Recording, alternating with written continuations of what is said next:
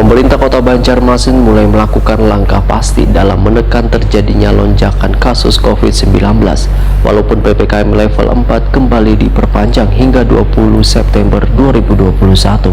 Namun pemerintah Kota Banjarmasin memberikan kelonggaran bagi sektor ekonomi, dan kayak rumah makan, restoran, one mall. Selain itu juga kepada sektor pariwisata, yang mulai dibukanya wadah-wadah wisata di Banjarmasin. Pemerintah Kota Banjarmasin mulai melakukan langkah pasti dalam menekan terjadinya lonjakan kasus COVID-19. Berbagai upaya pun dilakukan mulai dari pelaksanaan pembatasan sosial berskala besar atau PSBB pada April 2020 lalu hingga pelaksanaan pemberlakuan pembatasan kegiatan masyarakat PPKM dengan menutup seberatan wadah wisata di Banjarmasin. Walaupun PPKM level 4 kembali diperpanjang hingga 20 September 2021, namun pemerintah Kota Banjarmasin memberikan kelonggaran bagi sektor ekonomi nangkai rumah makan, restoran, one mall. Selain itu akan memberikan kelonggaran kepada sektor pariwisata, yaitu mulai dibukanya wadah-wadah wisata di Banjarmasin.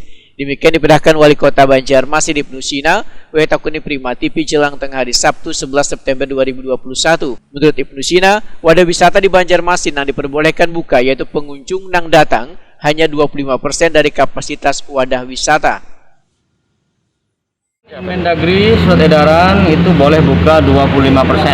25%. Berarti ada kemungkinan di tempat kita buka Ada ring. kemungkinan, ada kemungkinan, tapi memang tetap harus kita